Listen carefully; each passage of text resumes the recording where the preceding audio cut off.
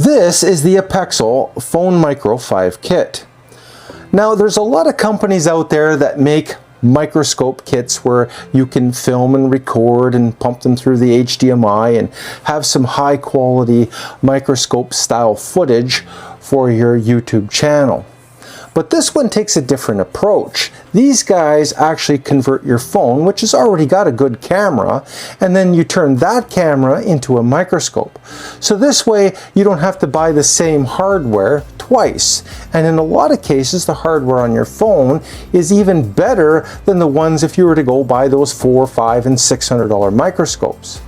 So today we're going to find out exactly what the capabilities of this device does, because it has different magnifications that you can use with your phone.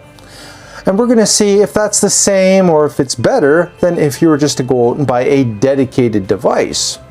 Well, if you'd like to learn more about what one of these can do, because they can do it a lot cheaper, well, keep watching, because you're watching Blue Collar Guy. No membership fees, no Patreon, no donations, no paid sponsorships, no paid affiliate links, and free content. Okay, we're back. So today we're talking about this guy right here. This is the APEXEL PhoneMicro kit. And they did reach out to me and they did say, hey, do you want to test this device? And I said, sure, we'll send it over. I'll give it a test. But they did not pay for the production of this video. So they did not sponsor this video. I'm not following a script. I just said, send it over. I'll take a look at it. And I'm going to give people my honest opinion of it. Having said all of that, what do you say we take this thing out of the box and see what you get in the box? Okay, so here it is, the PhoneMicro kit. I'm going to be using it with my Samsung S26 Ultra, and I'm just going to back up a little bit here. So my Samsung is a brand new phone. Top of the line flagship phone. So if this phone can't show the full capabilities of this device, I don't know what can. So I think this is going to be a good and fair test, and we're going to see if this device is worth the money. So I'm going to put the cost in the corner right now so that you can see how much this guy costs. And I'm also going to do some screen recording on my phone so that you can see what it looks like when you're actually using the device. So I'll just move my phone over here, and if I do have to blur anything out, it's because it's my phone. It's got personal stuff on it. So here we go. And yes, this device does come from China. You can tell right here. But that doesn't mean it's going to be bad. A lot of good stuff that I have has also come from China. So it tells you USB-C by the looks of it. And yes, I can read a little tiny bit of Chinese because I have done enough reviews from products from China. But they also have English. And they have, this is how you do it, and it's got a cleaning cloth. I also buy these things too. You get these at the dollar store. They're just lens cleaning wipes. I find that they're very cheap and they're very effective too. And it's got EVA pads, things like that. So the pads are to make sure that when it sits on the phone, because if you look at the back of smartphones, you got a camera on one side and you got nothing over here. So the pad keeps things balanced so it's flat. Now we're going to take this out, and wow, that looks nice.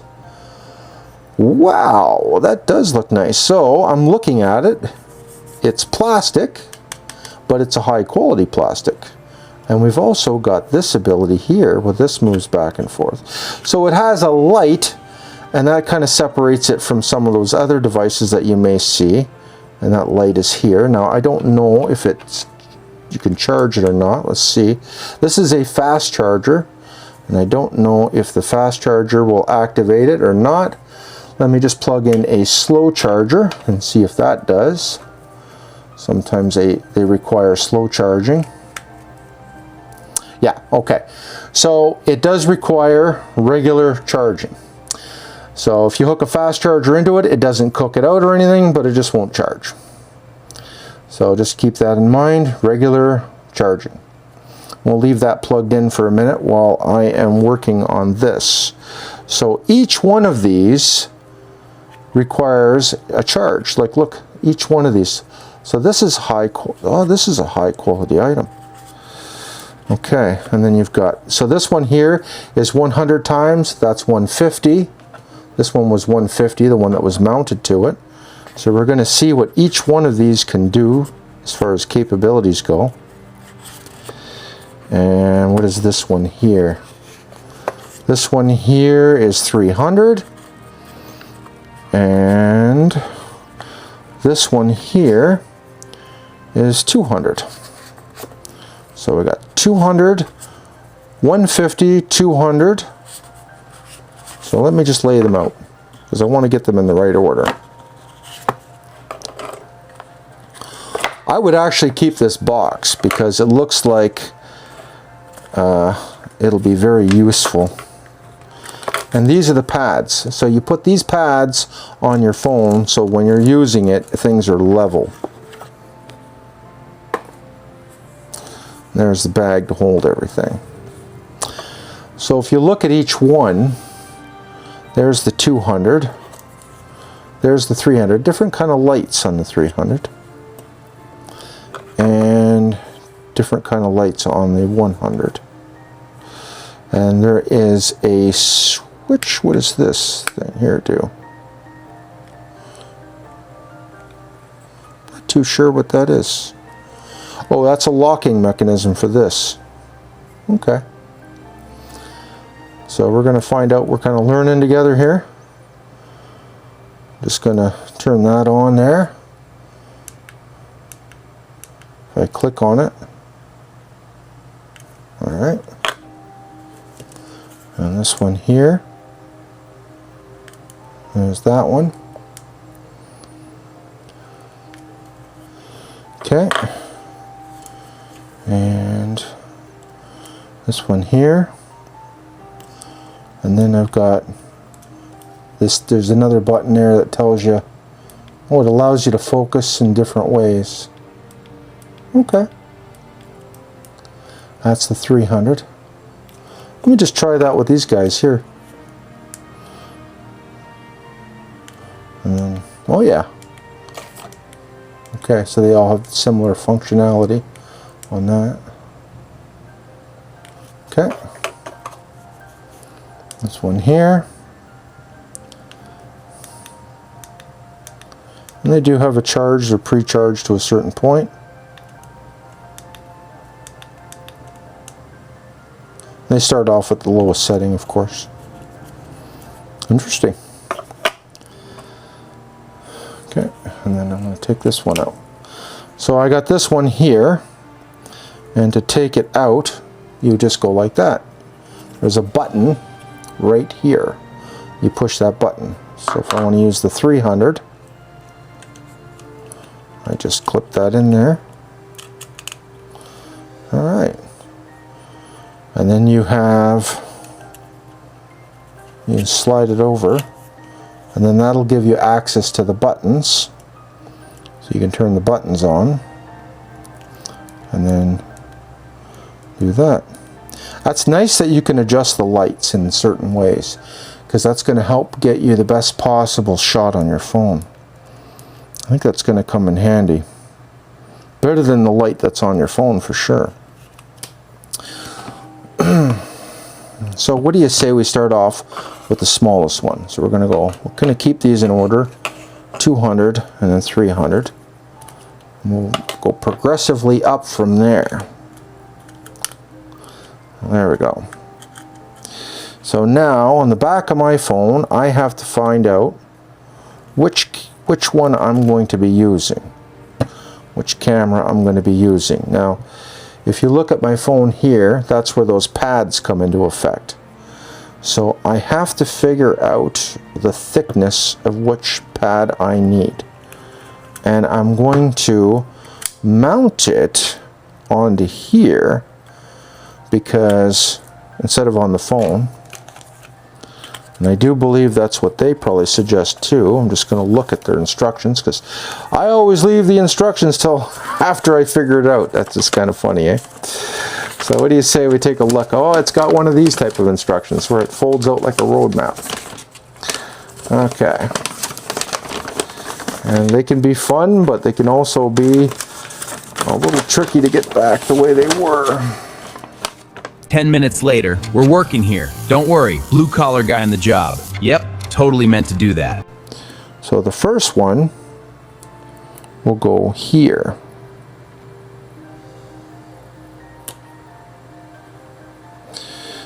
Okay. Right. And they're actually meant to fit right here. See? So instead of putting them here, put them there. So I was mistaken earlier. Put them there. And then I'm going to check to see if that was enough.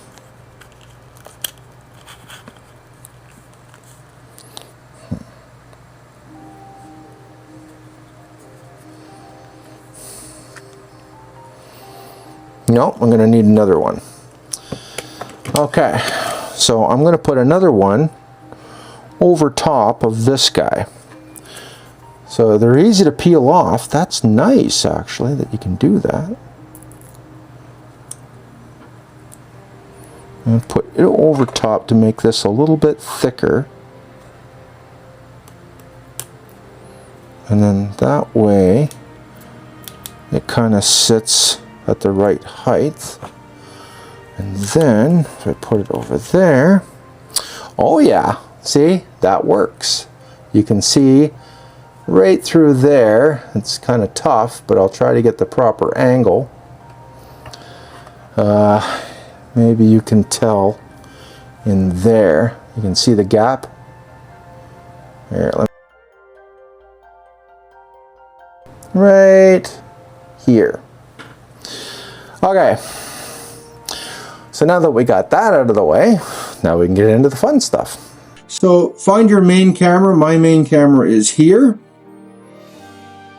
Then you're going to clamp it on there. And then of course you're going to adjust your pads. So if you look down here, I have the pads in place. I've already hooked them up to the phone. But I did play around with this thing to on, you know, action cameras and things of that nature. And now you're going to line this up so that the lens is right in the middle, and that's how that works, just like that. Then you're going to snug this down, and that's it. You're going to turn your phone around, and you're just going to see to make sure, and the camera's still working. Now, so now I'm on the regular lens, okay? So I just wanted to show you that. So you're going to line everything up, and then it says in the instructions to cover the other lenses with your finger so that you know which is which. So as you go through your lenses, you're going to want to do your main lens. The main lens is going to give you the best picture quality. Now, once you've got this done, then you can just grab any one of these, and I'm going to show you which each one is best for. So if you're doing circuit boards, this guy here, the 100 power one, this is going to be your pick. And then all you do is it's got a little button here, and you just snap it in place. If you want to change them out, you just clip on this thing here, and then your light's over here, and and you need to turn the light on.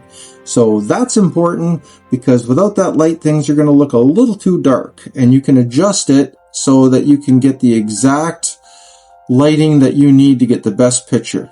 So I personally like this guy here. And then if you come down here, you're going to see, I'm just going to show you what this looks like. So this is 100 power. And it was going to show you exactly what that looks like there. So I know there's a little bit of a glare, so I'm just going to try and deal with that there. But I've got some photos and video I'm going to show you because I did some recording. But I just wanted to show you that. Now, the only issue you're going to have is the distance. So you're going to have to monitor the distance on with your hand. So I wish there was a system in place where we could have it, something hold it. You can get some helping hands, you know, those helping hands used for electronics. Those will work really well. But other than that, you're just going to have to hand hold it. Now you see, I can even see in the cracks of things with this one. This is the 100 power one. Now, this one I noticed works really good on circuit boards. So if you look at the circuit board, you're going to see I can read the circuit boards very, very clearly. Like, look at that, you know, and I can get into even the tiniest of circuits, and they just read so well. Like, look, like, I know I just gotta, let me just deal with this light here. Okay, so there we go. So now I've got I can see all of these circuits in there. Now, if you use the one that's above that, you won't get that good of a picture. So don't think that the 150 is going to give you a better picture, because it's not. Now, when you get up to the 150, I'm just going to shut this off. And actually, okay. And you got to make sure that they're clipped in all the way too, just so you know, so they're nice and flat. Changing them out's not a problem, because once you got everything lined up, then you're going to be fine. Now, I just want to go into, there we go. If I go up to this one, now if I go up to that same circuit board, see how it's out of focus? Because everything is just a little too close. So it can't focus in on things like that. It's just beyond it. But if I go up to the wood, I can get even closer. So I'm resting right on top of it. So when you're using the higher magnification lenses, you need to get very, very close. And you can get right in there. Look, I can see the split in the wood. Now I'm going to get into the higher magnifications. So that's 150. And if I take this one, and then you just swap this guy here out. There, make sure it clicks in place. And there we go. Oh, hang on. And now we're into, this is the 200 power. And we've got this one here, and that's what that one looks like. And you can get even closer. See how it's zooming in a little bit more? Not much difference, but there's a little bit of difference. But when you're examining certain things, now again, if I go back to the circuit board, it's not going to give me anything except for stuff that is very, very close up. So it's not going to be in focus. You practically have to be touching it. So I might be able to get closer this way, but I have to really get close to get it. I have to be able to practically touch it to get in there to get it to focus. So the 100 power is perfect for circuit boards. That's what I can't stress enough. But as far as everything else goes, you know, these other ones are going to work out just fine. You know, if you're doing, you know, if you want to look at things like you would like biological things like enemies, sea enemies, and things like that, this is going to work out good. Okay, and then I'm just going to turn that one off. And each one of them has their own little battery. And I'm going to find out how long the batteries last too, because that's important, just in case you're doing a long project. Now this one here is a good one because if you want to do phone screens and things, and I was doing that, and I got some video of that just to show you what that looks like. But if you want to like see like what's going on behind the phone screen, like the little LEDs or the OLEDs and stuff like that, you can kind of see those with that. So this one here, now this one here, there's your video of this one. Now you see, I'm starting to get a little bit of vignetting because we're getting in a lot closer now. So that's 300 power.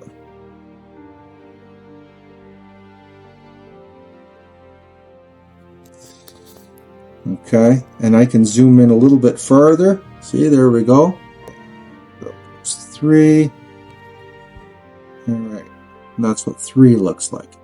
But sometimes it's a little bit too much for your phone, and it'll just kind of kick off there. I've got HDR enabled too. Let me turn off HDR. So I put high dynamic range.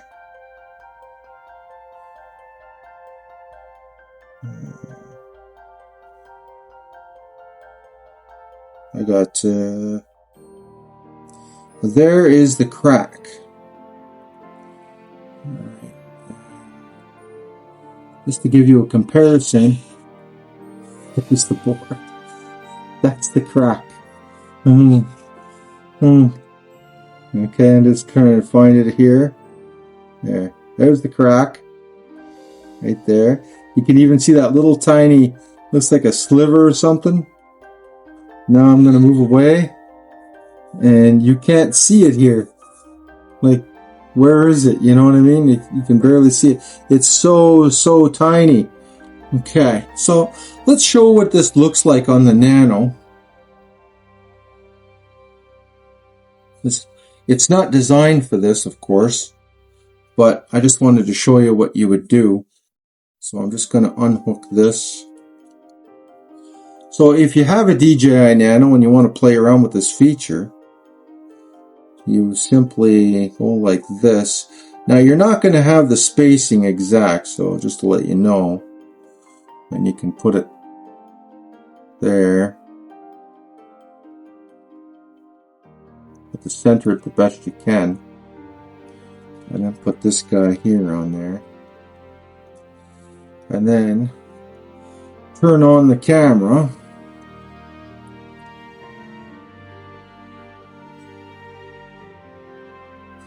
And then you're going to have a little tiny spot. You see that spot? And it's going to be very bright, so you're going to have to turn it down. But you can do the same thing on here. And on phones, you can get right in there and you can actually see a little bit of the, well, not exactly, but you can kind of see the OLEDs in there and stuff when they're working, which is kind of cool.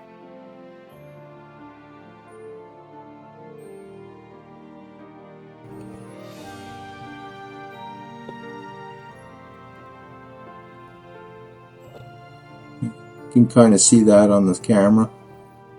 I know it's hard to see, but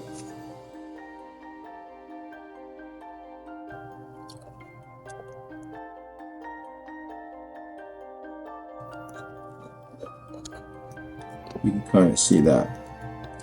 Just a little dot. And that's because this is like a wide angle lens. So if I go up here, so I got the 4:3 aspect ratio. And here, let me just get out of here. Go to video. And then if I go to standard D-warp, yeah, I had standard D-warp, ultra wide. Yeah, it's so standard redo, and I put it on rock steady, and then you can use it on there, and then you can kind of zoom it in later, so you can bring it in later in post. So, and that's what it looks like when you have it hooked up to the DJI Nano, just so you know. So, you know, it doesn't look the same. It's a lot more narrow, but there may be other cameras that you can use that it might work very well with other than your phone. So, you know, that's the nice thing about this, is that a lot of people already have a good camera. They just want to find a way to enhance it. And this does give you that ability. And the other advantage of having this device is that I could also use any app I wanted. So if I wanted to use the Blackmagic camera app and adjust things like my focus, my shutter speed, all of those controls, I can do that. It gives you more flexibility on how to control what you're seeing. Now, the other advantage of having this on your phone is that if you want to do things in black and white, or you have certain LUTs that you like to do your photography in. I have custom LUTs that I bought, and I have them in my Blackmagic camera app. I can also use them in my Reef Color app. I've got custom LUTs there. I also have custom LUTs on my regular phone app. So the thing is that if you want to film things in black and white, or you want to play around with the picture a bit, you can do so right on your phone. And you can't do that when you buy a dedicated microscope system. So the only disadvantage that I can see is that on the Samsung S26 Ultra, on the lens that I use, I can activate stabilization, which actually helps. But some smartphones don't have stabilization on their main camera lens, and that could present a problem. You might have, it's going to look a little bit shaky because the more you zoom things in, the shakier it gets. So the fact that I have stabilization on my Samsung S26 Ultra is a really good thing because it gives me excellent picture quality. I don't want to have things that are shaky, and I can even enhance that more in post if I want to. It actually did better than the Action 6. So the Action 6, don't get me wrong, when you're using this lens, you're going to have a different type of view. But it doesn't give you the same thing as even the 100 power. So, it's got its place, but for doing, examining circuit boards, no, actually the macro lens on the Action 6 failed on that. Things were out of focus because you have to get a little farther back and then you would have to zoom in later. And if you're trying to see things now, like if you're trying to make sure that you've got those numbers and everything recorded, you're not going to be able to do that. Now, considering that this camera sells for $599 Canadian and the lens is over $200, that's a $700 investment. So if you get something like this is $150, and it's even cheaper if you just want one of the lenses. So you don't have to buy them all. You can just buy one and save some money that way. So if you just wanted the 100 power, I just showed you which one you might want to use. So if you just want to do circuit boards, just get the one with the 100 power. I think that's under $100. But you can get all of them for under $150. And to me, that's a pretty good value. It's definitely not a gimmicky thing. They've got this thing set up pretty good. I do like the fact that they gave you phone spacers so that it works good with your phone case. I can use it with my preferred phone case. I even tried it without any case at all, and it's better actually if you have a case on it, just so that you know. So it's compatible with a wide variety of phones. So if you have an iPhone, it should work with that. I'm using an Android phone. Like I said, if anything you can pretty much find to clamp it onto, it should work with it. Now, on these action cameras, it is a very narrow field of view. I just showed you that. But if you were filming in, let's say, 8K and you zoomed in a bit, then you're going to widen that and it's going to start to disappear. So that could also be an advantage on that as well. So if anyone does want to hook these up to an action camera, I would encourage them to do so. I think you might have a fun experiment on your hands. Now, the other thing I got to let you know is you do have to get very close. You're practically touching whatever you're examining, and in some cases you are touching it. You're kind of like dragging across there to see what you're doing. So if you just hook it up there and you say, well, I don't see anything, it's because you're not close enough. It is a microscope after all. So what would I like to see on their next generation of product? Well, I think that I would like to see a holder that doesn't use a spring clip like this. I would rather see one where you put it on there, or it's like a ratchet mechanism. I'd rather have a ratchet mechanism than have a spring style holder. I think that would be an improvement. Just make extra accessories, like have this one come with it. You could even make like a deluxe holder for different style of phones, have those as an accessory. So I'm not saying get rid of this one, I'm just saying add to the ecosystem. So on that note, take care, be safe at work, and I will see you at the next video. And I got a lot more to come, so hit that notification bell and subscribe.